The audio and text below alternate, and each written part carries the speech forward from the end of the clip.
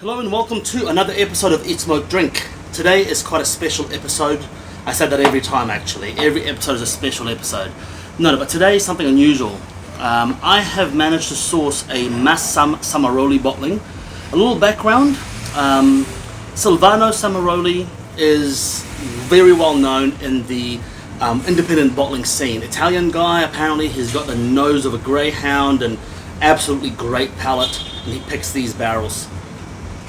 And in this particular bottling, this is actually before he died, he picked all sorts of barrels and kept in this private cellar, and then he dies, and so his wife takes over and bottles the remaining bottles that he picked. So as for all intents and purposes, as far as we know, these are bottles that he picked himself. If you know more about it, that would be great. But that's what I've been told, and that's what I've read. So this is a 2004 Gleburgie. 53.3%. Look at that unusual bottle. It's more like an apothecary bottle. Fantastic. Look, a little background on Gleburgie. It is part of the Valentine's blend, and some regions actually release Gleburgie single malt bottlings Valentine's editions. I think it's a waste to blend it. I think Gleburgie is an extremely underrated distillery.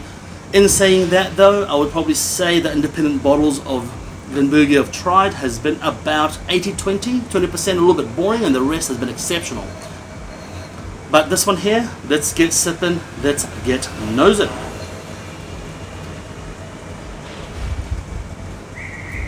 Straight away medicinal on the nose. I'm getting contact glue, shoe glue.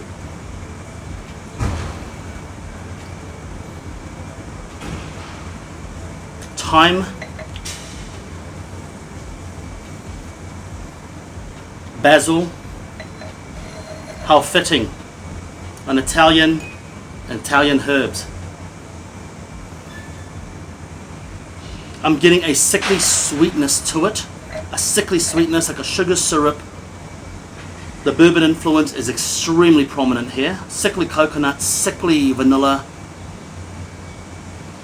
I'm getting a hint of smoke in there, a hint of dirtiness, some fresh pine wood, freshly cut pine wood. You know when you're splitting pine for for some firewood? I'm getting some of that smell in there as well, some of that note. It's a little steely, quite clinical in the nose to some degree, quite fiery. Nothing like a Gleburgie I've ever had or smelt.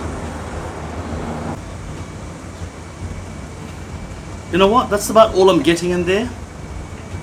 I'm trying hard to pick a nose, but the glue, the contact glue, rubber glue.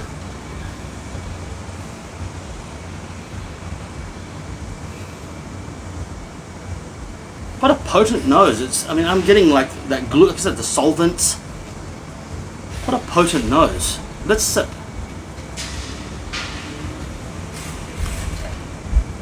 Whoa. Fire in the mouth. Wax. Waxiness in the mouth, but man, followed by fire. Absolutely fiery. Smells like crushed up, freshly mowed lawns. Tastes like it, shall I say?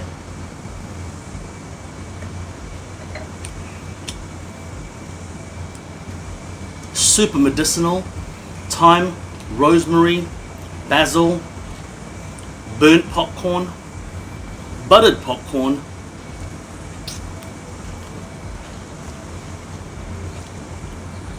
a pinch of lemon juice, a little bit of, no, correct that, a pinch of lime juice and lime rind. It's got a green flavor to it, like a jalapeno heat, a definite jalapeno heat on that.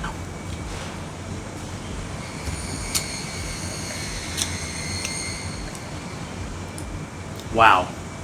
A slight bitterness in the back palate.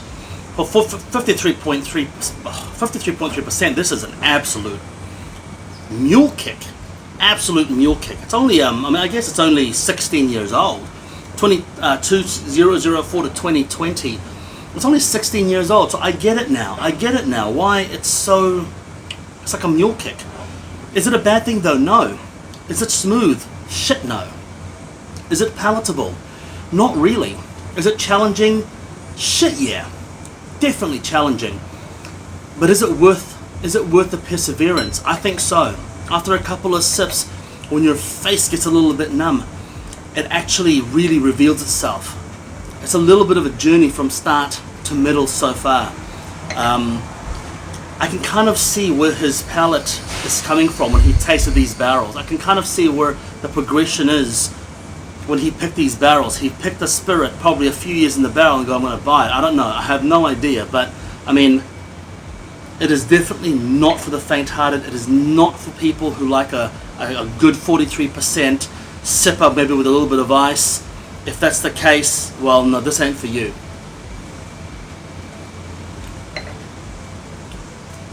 As far as the Gleburgies go, this is a pit bull. This is a pit bull with rabies.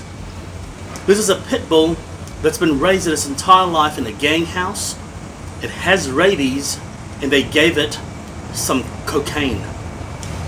It is an assault on the palate, but for some reason, I'm not mad. I'm not mad. It is delicious, but very challenging at the same time.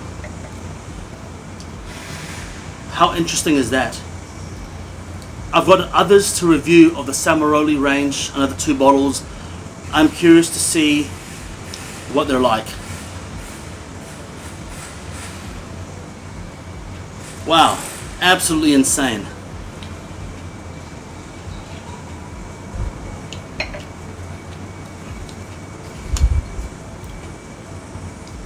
Unripe apricot.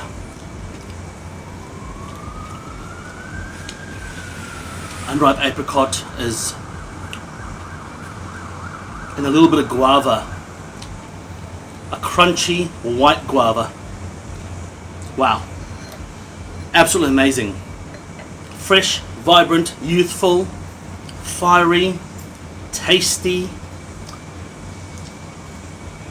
Absolutely glorious. What an experience. I definitely recommend trying it or trying other bottlings because what a novelty. What a novelty. Cigar pairings, I don't really recommend it. I think it would drown anything you put with it. It is a fiery son of a bitch. So I guess if you want to smoke with it, smoke whatever you want. It can survive. But instead I would probably say if you want to pair it with something, I don't say this often, but get a good sourdough and a nice olive oil and then pair it with that.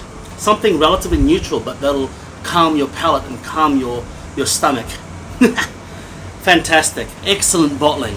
The bottle is annoying though. It looks cool. It is super annoying because it doesn't fit very nicely on a shelf.